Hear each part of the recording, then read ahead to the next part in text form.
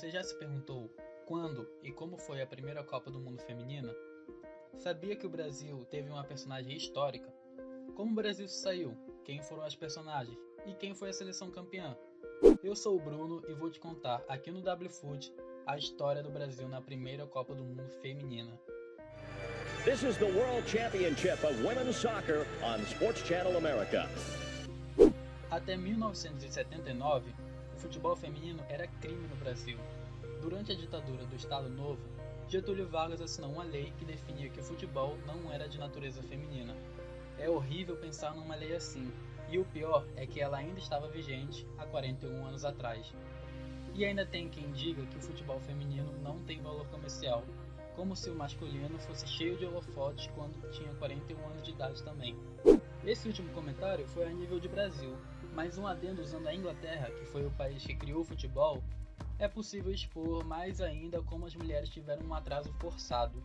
A primeira partida entre seleções masculinas foi entre Inglaterra e Escócia, no ano de 1872, enquanto a primeira partida entre seleções femininas, que também foi entre Inglaterra e Escócia, só foi acontecer 100 anos depois, em 1972. Os ingleses que também chegaram a proibir a participação das mulheres no esporte. De volta ao Brasil, e com a queda da lei, finalmente foi possível formar times oficiais para a disputa profissional do esporte por aqui. E em 1991 foi realizada a primeira Copa do Mundo feminina da FIFA. Há quem diga que essa não foi a primeira Copa do Mundo, já que algumas seleções se classificaram através de convite. Mas essa foi a primeira vez que a FIFA e as seleções femininas se reuniram em uma única sede para a disputa de um torneio de magnitude de Copa do Mundo. A sede foi o distrito chinês de Guangdong, mais especificamente em 4 cidades: Guangzhou, Foshan, Jiangmen e Zhongshan. Além disso, foi a primeira vez que mulheres estiveram presentes nos times de arbitragem em partidas oficiais da FIFA. 6 mulheres formaram um time de juízes na Copa da China, mas atuaram apenas como assistentes, exceto pela juíza brasileira Cláudia de Vasconcelos Guedes, que se tornou a primeira mulher a comandar o trio de arbitragem numa partida oficial da FIFA, ao atuar na partida do terceiro lugar entre Suécia e Alemanha. E olha aí, o Brasil escrevendo não só a sua história, mas a história do futebol feminino. A primeira mulher a apitar uma partida oficial da FIFA foi, quem diria, uma brasileira. Quando eu descobri isso, meu coração se encheu de orgulho. E eu tenho certeza que a Cláudia serviu de inspiração para muitas mulheres, e principalmente as brasileiras. As seleções que jogaram na Copa da China foram a China, como país sede, o Taipei chinês, que é Taiwan, e o Japão fechando o continente asiático. A seleção africana foi a Nigéria e a da Oceania foi a Nova Zelândia. Também estiveram presentes na Copa a Dinamarca, a Alemanha, a Itália, a Noruega e a Suécia, representando a Europa. Os Estados Unidos e o Brasil foram as seleções da América presentes na Copa, cada uma pela sua federação, a CONCACAF e a CONMEBOL, respectivamente. A nossa seleção estava no grupo B e estreou contra o Japão, e começou bem. A seleção brasileira feminina bateu as japonesas por 1-0. O gol brasileiro foi marcado pela zagueira Elane, mas infelizmente o jogo não teve transmissão. Em 2019, a Fiat promoveu uma reconstituição do gol e prestou uma homenagem à zagueira em uma partida no Pacaembu. Eu lembro que a Cici bateu no meio da área e a goleira do Japão saiu tentando socar a bola, mas a bola resvalou na mão dela. Quando eu vi, a bola estava em cima de mim. Vou deixar o link do vídeo completo aqui na descrição. No segundo jogo, as coisas infelizmente desandaram. O Brasil veio a ser goleado pelas futuras campeãs da Copa. Derrota por 5-0 diante dos Estados Unidos.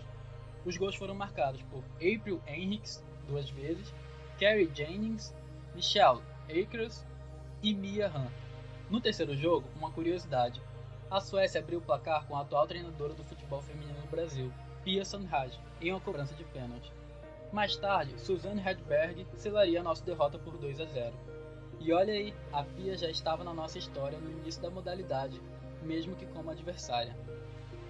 Com uma vitória e 2 derrotas, o Brasil terminou a fase de grupos na terceira colocação do grupo B, infelizmente eliminadas.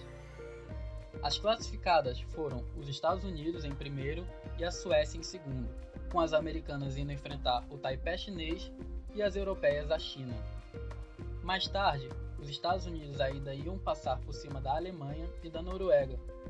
O time da América do Norte ainda teve a artilheira Michelle Akers com 10 gols e a melhor jogadora Karen Jennings. Dá para relevar a goleada que o Brasil tomou, né? Mas essa não foi a maior goleada da competição. Essa foi aplicada pela Suécia contra o Japão, por 8-0. O Brasil terminou a Copa com o 9º lugar entre as 12 seleções. Foram convocadas à China 18 jogadoras. Dessas 18, 9 eram do time do Radar, 4 do Vasco, 2 do Saad, uma da Portuguesa, uma do São Paulo e uma sem vínculo com nenhum clube. Dá para perceber que o futebol feminino estava realmente nas suas mais puras raízes. Dentre as 10 maiores artilheiras da seleção, 2 jogaram na China em 1991. Foram elas Pretinha, que marcou 41 gols entre 1991 e 2008, e Roseli, que marcou 35 gols entre 1988 e 2004. As únicas que marcaram mais gols que essa dupla com a camisa canarinho foram Cristiane e a rainha Marta. Uma das figuras mais lembradas da seleção brasileira da época é a meia Márcia Taffarel. A jogadora chegou a recusar convocações para a seleção em anos anteriores à Copa do Mundo, e isso foi para manter o próprio emprego na Fundação Bradesco.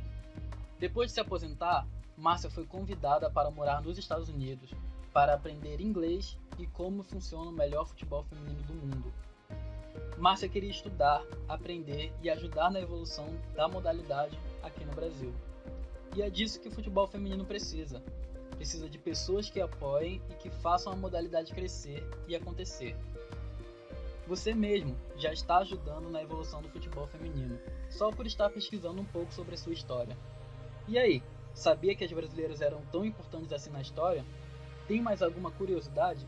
Comenta aqui embaixo. E se gostou, por favor, deixe o like para me ajudar. E se inscreva para mais vídeos como esse. Um abraço e até a próxima.